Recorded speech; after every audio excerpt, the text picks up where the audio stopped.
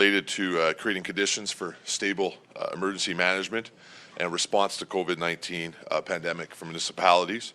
The first piece of legislation I want to talk to you about today is the Emergency Management Act, which we will put into the House today, give notice of today, which is going to be called Bill 13. So it's and it will be similar to, well, it'll be the exact same act that we brought into the House, I guess it'd be 2 weeks ago. The weeks are blurring together, where we modified the Emergency Management Act to allow municipal emergencies to take place simultaneously with a provincial emergency. We are going to bring forward some more amendments to the Act. The amendments were developed in consultation with Edmonton, Calgary, and Red Deer. We believe they will help the province effectively respond to the COVID-19 pandemic.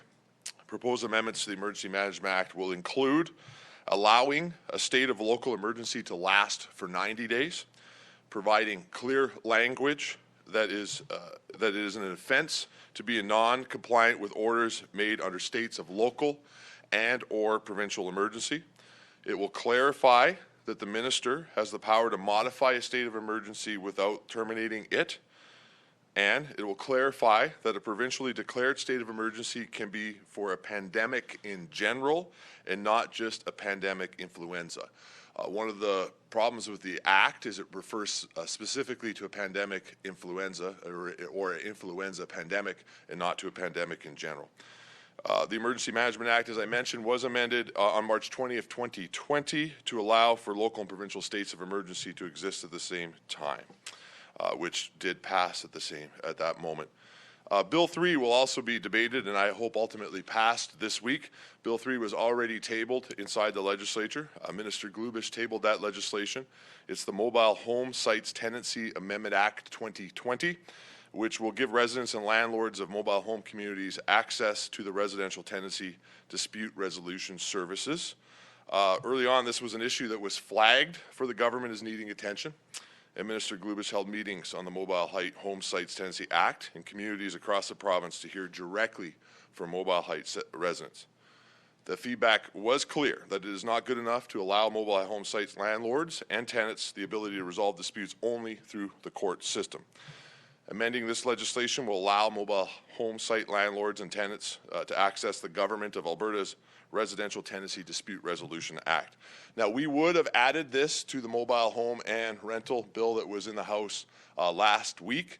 The issue, though, was this was legislation the House was already bringing no matter what. The government was bringing to the House no matter what, I should say. And I can't have two bills inside the House that do the exact same thing.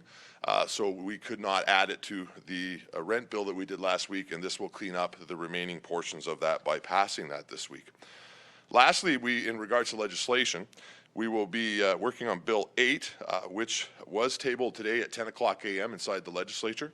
It is the human trafficking legislation. It was on notice for a while. If passed, Bill 8 will protect survivors of human trafficking. It will empower survivors of trafficking to help protect them and provide new remedies they can take against their traffickers. Alberta does not have legislation specifically supporting or protecting survivors of human trafficking. Survivors must rely on a patchwork of existing remedies and statutory protections in the province.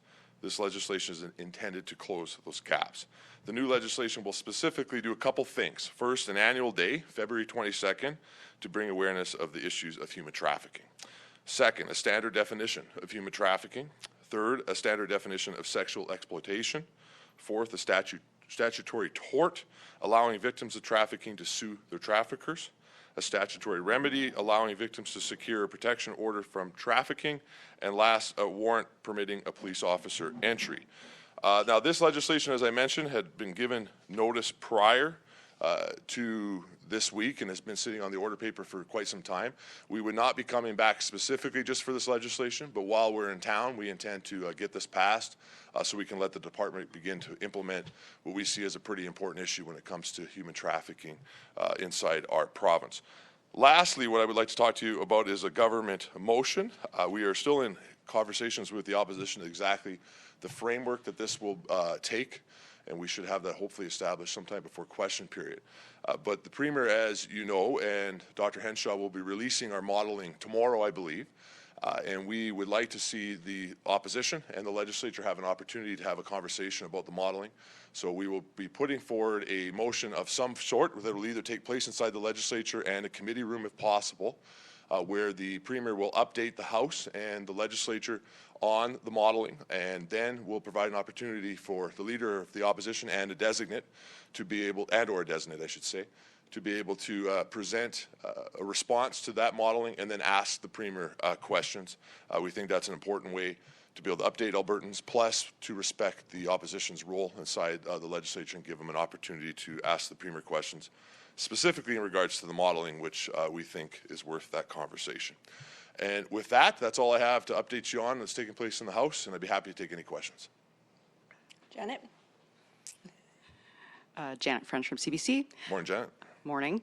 Tell me a little bit about why you consider this human trafficking bill to be urgent legislation. I think the Premier has previously said that the only bills that this government would be dealing with right now were ones that pertain to the COVID-19 emergency and or economic recovery. No, the Premier has not said that. So if that is that may be a misconception that came out. There's certainly, in the early days, our priority were on economic and COVID-related legislation. We have been clear that while the House is sitting, we will deal with regular legislation in the coming weeks when we can.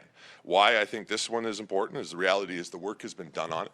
It's a pretty important issue, and the reality is the pandemic is going to be going on for quite some time, as we know. And I don't want to see the department who's responsible for such an important act be held up from being able to start to implement these important things. And so given that the legislation is sitting on the floor of the legislature and it seems to be enjoying support from all parties, it's probably best to move it out of the legislature and allow the department to continue on with that important work. Do you have a follow-up? I have an unrelated follow-up. There's a lot of notepads there. What's going on? I'm very serious about my notepads. So over to Bill 13, there was a mention of how this would allow government to create offenses with relation to orders other than disobeying an evacuation order. What other kinds of orders are you looking at as being finable or jailable offenses? I'm not privy to any specific ones that the minister may be looking at. We would be happy to refer the specific question to his office. The reality is, though, that I think that you're seeing, first of all, there hasn't been an emergency declared under that act. They're still underneath the Public Health Act at the moment. But the reality is there could be several things that take place if we have to use that act that may require enforcement. And I think what this does is make sure it creates an ability for us to be able to put in some sort of a framework. As for specific examples, I'd refer you to the Minister of Municipal Affairs. Okay, I think we're going to go to the Actually, I would add one other thing to that too, Jen. This was done in conjunction with the City of Calgary, the City of Edmonton, and the City of Red Deer. And so some of what will have to be looked at is to be able to make sure that those municipalities and other municipalities in a state of an emergency can enforce their own rules. So this wouldn't just be about the provincial government enforcing rules underneath the Provincial Act. It would be being able to make sure municipalities can enforce their emergency orders. Super. We're going to go to the phones. Our first question comes from Graham Thompson of iPolitics. Your line is open. Mr. Nixon, wondering, topic perhaps. Oh, just give me a sec. We're having a bit of a technical difficulty. Hey, Graham, we'll come right back to you. They're Okay. going to Can you hear me now? figure it out. Oh, no, there you are. Okay. There we are. Go ahead. Oh, can you hear me now, Minister? Thanks. Yeah, we can hear you. Minister, I think it was 2 weeks ago the Premier said that opposition parties holding government to account is an important part of parliamentary democracy. I was wondering, the NDP in Alberta is holding almost daily news conferences, often to point out shortcomings and what the government's response to the pandemic has been. Do you find this helpful? Is this the NDP playing partisan politics, or do you find that what they're doing actually is helping the government figure out what to do? Well, I think that there's been times where, from our perspective, the NDP has been overly partisan. But with that said, as an official leader of the opposition myself and a longtime member of the opposition, I respect the official opposition's role and I recognize the importance of it. So I'm not going to tell the NDP how to do their job. They've been elected to do that job. Our focus when it comes to how the opposition operates inside the legislature is making sure that we give them enough time to do their role, specifically within the chamber, and that we make sure that we are providing adequate access to the Premier and cabinet minister, as well as officials, to be able to answer the questions and allow them to do their job.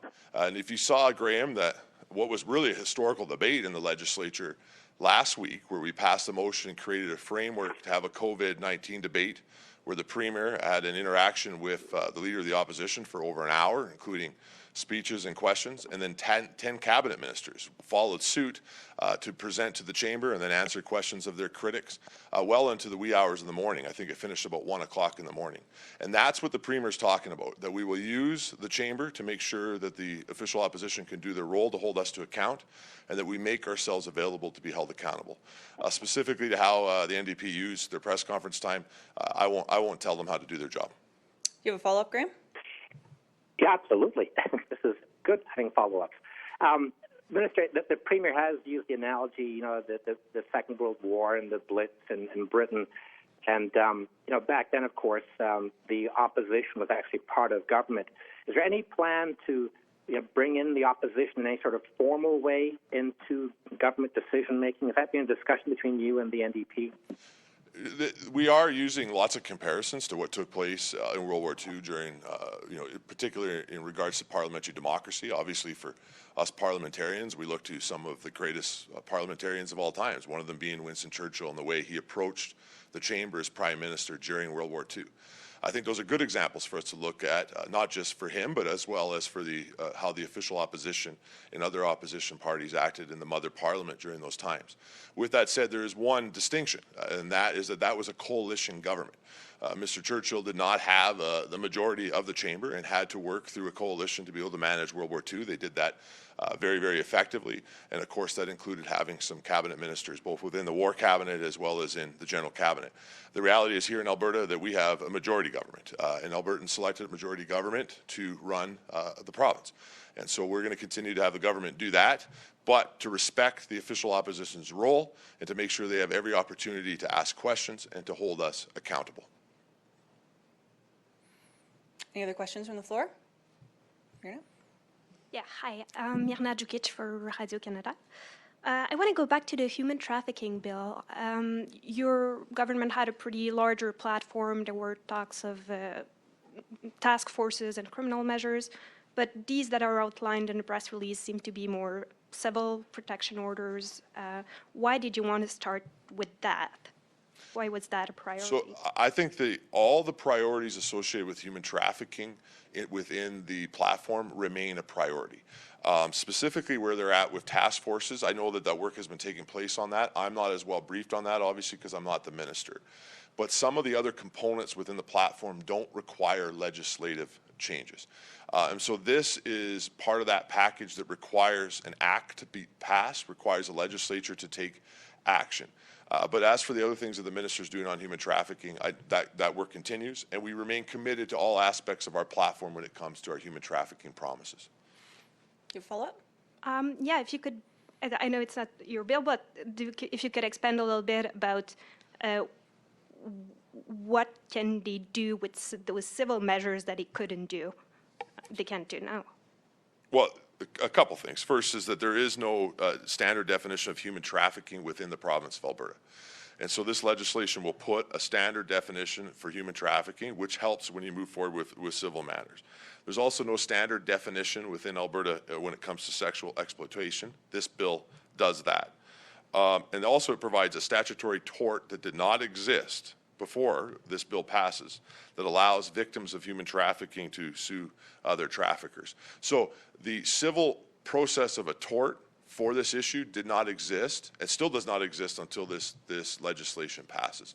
As for stuff outside of this legislation that the Minister of Justice and other ministers associated with this file are working on, they'd be happy to update you guys. And in fact, if you have some questions on it, we'll get you connected with them. Super, thanks. We're going to go back to the phones. Our next question comes from Ashley Joanna of Post Media. Your line is open. Hi, good morning. Section 8 of the amendments to the Emergency Measures Act allows for the minister to restrict or terminate specific provisions of the local authority under a local emergency. I'm wondering if you could get into a little bit more detail about why that section was added and what specific situations you see where the minister might have to step in and terminate a municipality's authority? Well, we have different sizes of municipalities all across the province who have different capabilities. Ultimately, we have changed the Act to be able to make sure that we could run simultaneous emergencies across the province with municipalities in the province. Prior to this, when the province declared a state of emergency, they automatically trumped the municipal state of emergency. It is not our intention to do that. We would prefer to see a province-wide emergency be managed together. With that said, there are times, and this is why the Act was probably written like that, there are times where, quite frankly, the province is using a provincial state of emergency because they have better access to resources or capabilities that would make sense that they would come in and take over. For example, in Fort McMurray, when the state of emergency was called, the point of that was because the province had access to better resources, was in a better spot to be able to enforce and or provide supplies or equipment or take action on the fire side. And so there are reasons going forward where it's quite possible where we could see states of emergency that need the province to still come over and take over for a municipality. One of the things I think you'll hear about in the coming days is we also have to start to prepare as a province to be able to manage multiple emergencies. The reality is that we have a pandemic that is raging across the province, but we're weeks away from entering fire season, and a few weeks past that we enter flood season. So while we've created an act that allows us to co-manage the pandemic, we still may need to take action on other emergencies during this time where the province needs to take control of an area. Do you have a follow-up, Allison? No, I'm fine, thank you. Super, thank you. I think we have one more on the phone. Our next question comes from Catherine Gragowski of Alberta Today. Your line is open. Good morning, Minister. Can you hear me okay? Yeah, I can. Okay. Good morning. I was just listening into debates this morning, and several NDP MLAs had mentioned that they believe this is the only legislature in the Commonwealth that is sitting to discuss non-emergency measures. Are you aware of any other legislatures that are sitting for non-COVID related legislation? I'm not, I don't know the status of every legislature in the province at this moment, so I can't add anything to that. What I can say is this, that we have two bills that will be in the House that are COVID-19 related. And yes, while we're here, we will work to clean up the human trafficking bill out of the legislature to allow the department to continue that work, which makes sense because we're here right now. We can stop the blocking of that work from taking place, something that is supported by all parties. In relation to the mobile homes bill, which is what's being debated in the legislature, and I haven't seen the debate that's taking place at the moment, but what I can say about that is the NDP last week were calling on us to add that into the emergency COVID rent bill that we passed last week. But the reality is procedurally how it works inside the legislature is we can't add an existing bill into a new bill when it enters the chamber. So if today the NDP are calling in the chamber for that bill not to be debated, that's a contradiction from what they asked the week previous. Lastly, Albertans expect us to work, and we have the ability to be able to provide social distancing inside the chamber and to be able to make sure that the business of the government continues. We are going to continue to do that as long as we can, and that's the process that we're going to follow, and that does mean that sometimes we will proceed with legislation that is not COVID related. Do you have a follow-up, Catherine? Yeah, and a follow-up on Bill 8. Part of the justification in the bill is to raise awareness of the issue of human trafficking.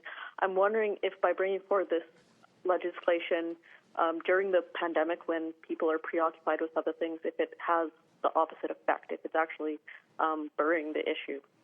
Well, this legislation was brought forward in the House before the pandemic, so it's sitting on the order paper already now in the House. So this is not legislation that was just brought forward and brought into the House after the pandemic. The reality is it's there. So it's kind of in this no man's land at the moment. And what we would prefer to do is get it out of the legislature and then off and running so that the ministries can continue to provide awareness about what is taking place with human trafficking. I would also point out, I mean, one of the things the bill does is creates an annual day that will take place on February 22nd from here on out, which is bringing awareness to what is an important issue. I don't think that this issue is well served by this legislation being stalled out inside the chamber, legislation that again is supported by every member of the chamber. It is better served by being passed and then allowing government to execute what they promised inside the legislation. All right, Janet, because I like you. One more. Thank you. What do you know about how big of a problem human trafficking is in Alberta? I mean, the background information even mentions like organ trafficking. How big of an issue is this? I'm not an expert at human trafficking. It's I support what we put in our platform, and my job as the government House Leader is, to, as you know, Janet, to get this legislation through. You're right. Over in Alberta environment, we don't spend a lot of time talking about human trafficking, but it's an important issue, and I think that specifics like that are better for the minister to answer. But what our perspective is that we think this bill is important, and that the issue is important enough that we want to continue with the work the minister is doing on it, and that's why I want to move it out of the chamber and be able to allow them to continue their important work. Awesome. Thanks, guys. Thanks, guys. Have a good day.